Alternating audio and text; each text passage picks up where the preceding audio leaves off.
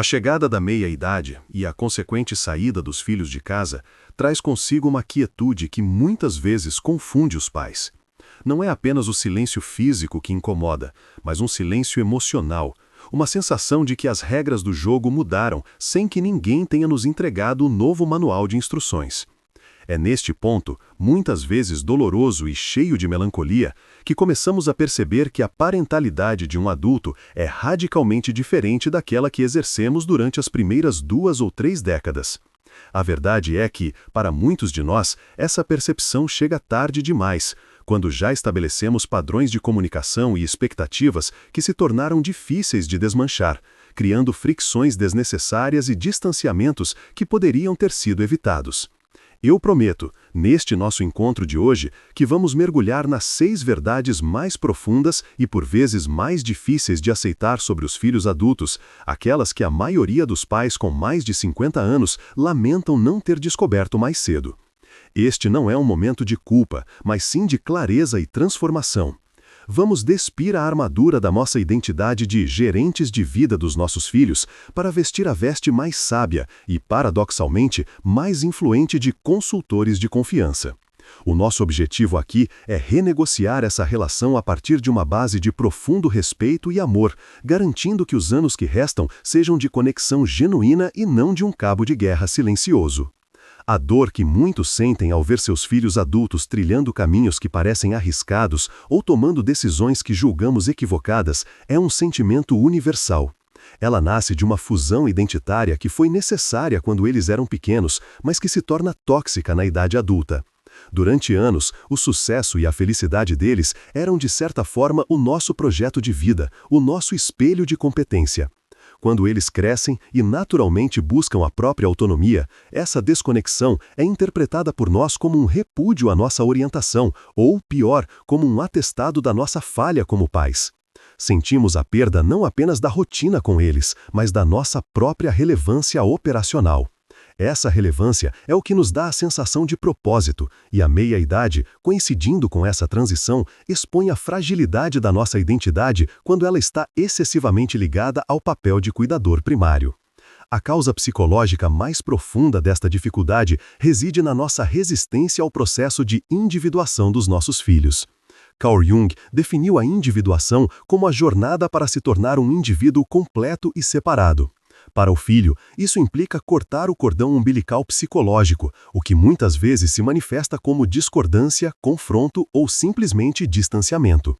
Para o pai, aceitar a individuação do filho é aceitar que não somos mais a autoridade máxima, a fonte única de sabedoria e segurança.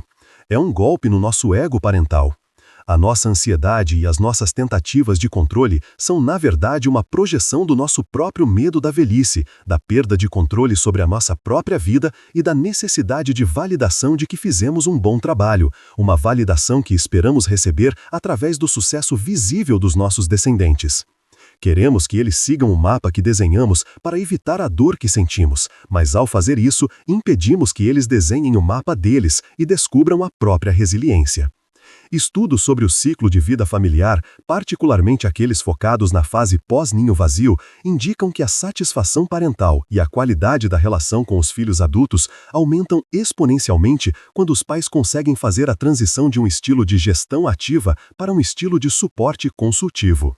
Dados de pesquisas longitudinais mostram que pais que continuam a oferecer conselhos não solicitados ou que se intrometem nas finanças e escolhas de carreira dos filhos adultos relatam níveis mais baixos de bem-estar emocional e experimentam mais conflitos intergeracionais.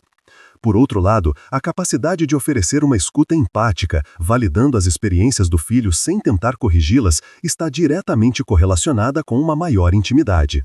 O sucesso nesta fase não se mede pelo grau de dependência do filho, mas sim pela solidez da amizade e do respeito mútuo estabelecidos, um reconhecimento de igual para igual. Deixe-me contar o caso de Ana e seu filho. Ana, uma executiva aposentada, tinha uma vida impecável e esperava que Marcelo, já com 32 anos, seguisse a carreira jurídica, como ela havia planejado. Marcelo, no entanto, escolheu ser professor de história, uma carreira que para Ana parecia financeiramente precária e intelectualmente menos ambiciosa. Durante anos, cada conversa telefônica era uma oportunidade para Ana sutilmente questionar a estabilidade de Marcelo, sugerir novos concursos ou criticar o bairro onde ele morava. O resultado era que Marcelo ligava cada vez menos. Sentindo que o amor da mãe estava condicionado ao sucesso que ela definia para ele.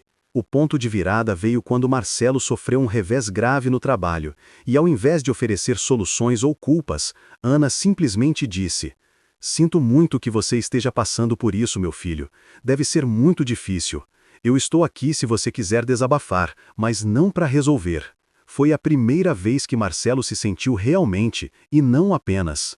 A partir daquele dia, a frequência e a profundidade das suas conversas mudaram, porque Ana finalmente compreendeu que ele precisava de um porto, não de um comandante.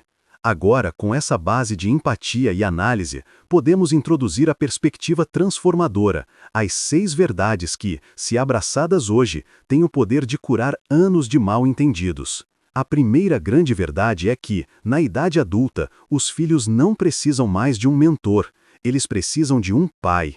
Sua função não é ditar o caminho, mas simplesmente observar a jornada deles com amor e aceitação incondicional. Eles não procuram mais a sua sabedoria técnica, mas sim a sua presença emocional.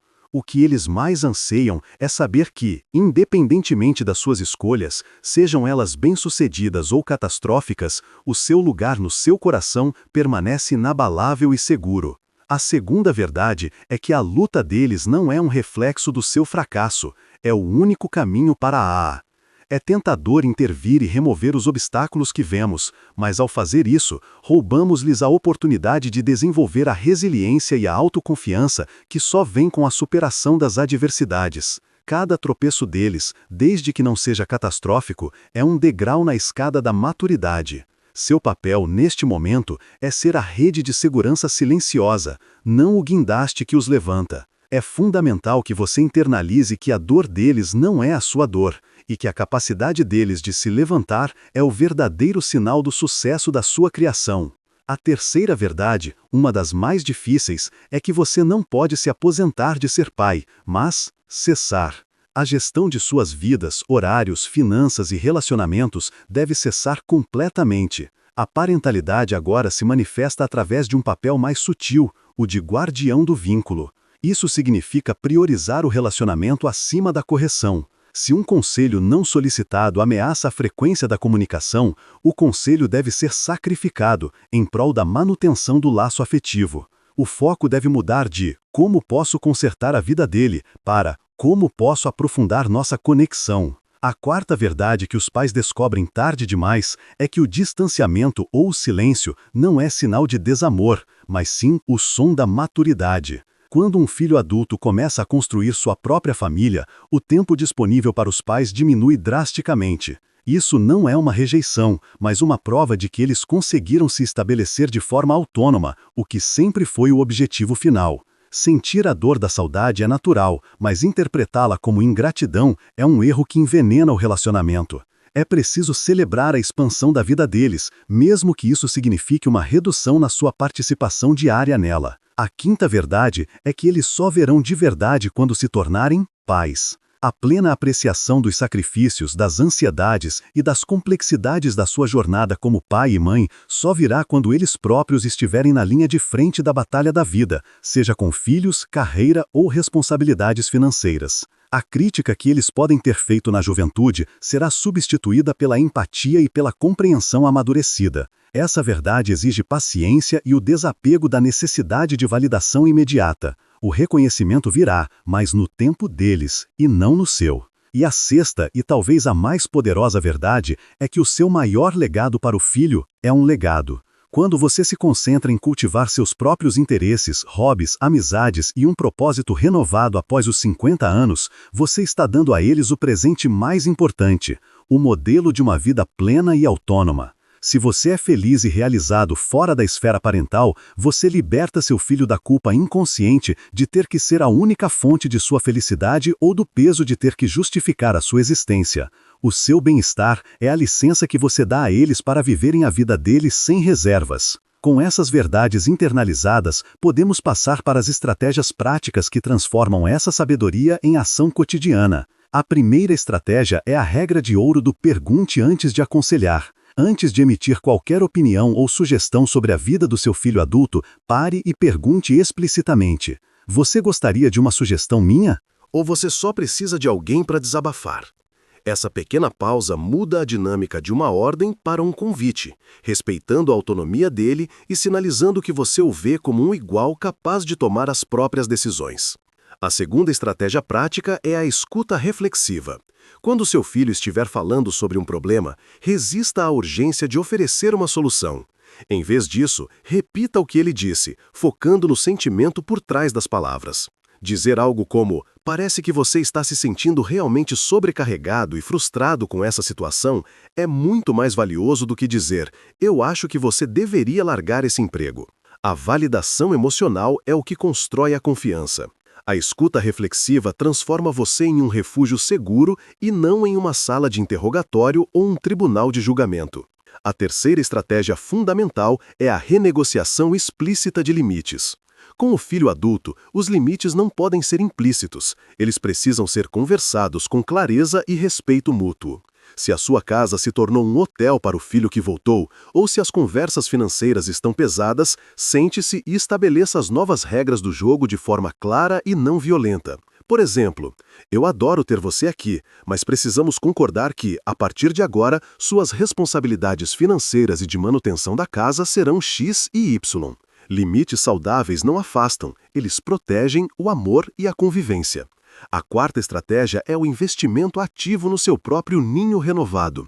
Use o tempo e a energia liberadas pela saída dos filhos para reacender a chama do seu casamento, mergulhar em um hobby abandonado ou iniciar um projeto de vida que sempre foi adiado. Matricular-se em um curso, viajar ou dedicar-se ao trabalho voluntário são formas de preencher o vazio com propósito pessoal e não com a carência de ser pai ou mãe. Essa autopriorização envia uma mensagem poderosa de independência e satisfação aos seus filhos. A quinta estratégia é praticar o desapego da culpa retrospectiva. Olhar para trás e lamentar os erros cometidos na criação é uma armadilha que consome a energia do presente. Reconheça que você fez o melhor que podia com os recursos emocionais e intelectuais que tinha na época. A parentalidade é imperfeita por natureza. Liberar-se da culpa permite que você esteja mais presente e menos reativo na relação atual com seu filho. O foco deve ser sempre no o que podemos construir a partir de hoje e não no o que eu deveria ter feito no passado. A sexta estratégia é a celebração das diferenças, o cultivo da admiração. Seu filho adulto é uma pessoa complexa, com opiniões, gostos e visões de mundo que podem ser muito diferentes das suas. Em vez de lutar contra essas diferenças, tente admirá-las. Faça perguntas genuínas sobre o trabalho ou a paixão dele, mesmo que você não a compreenda totalmente. Veja-o não apenas como seu filho, mas como um ser humano fascinante, que está traçando uma vida diferente da sua. Essa admiração é a ponte para a amizade na velhice, o presente mais valioso que você pode ter com seus filhos. Concluindo nossa profunda reflexão, lembre-se que, embora o título do nosso encontro sugira que essas verdades são descobertas tarde demais, a beleza da psicologia e dos relacionamentos é que nunca é tarde demais para uma mudança de paradigma. A idade adulta traz consigo a oportunidade de construir um novo tipo de amor. Um amor maduro, livre de expectativas e obrigações e totalmente baseado no respeito e na escolha mútua. Hoje, você tem a chance de reescrever a próxima fase da sua história familiar. Você não precisa mais controlar, mas pode inspirar. Você não precisa mais corrigir, mas pode apoiar. O seu maior poder agora reside na sua capacidade de se tornar a pessoa que você sempre quis que seus filhos se tornassem. Alguém que vive uma vida autêntica, plena e feliz, independentemente das circunstâncias externas. O legado mais rico que você pode deixar para seus filhos adultos é a sua própria serenidade. Comece hoje a cultivar essa paz. A relação de vocês agradecerá imensamente.